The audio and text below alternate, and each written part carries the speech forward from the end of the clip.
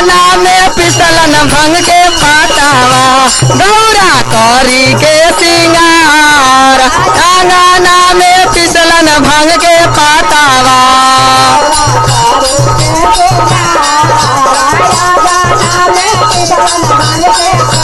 होली हो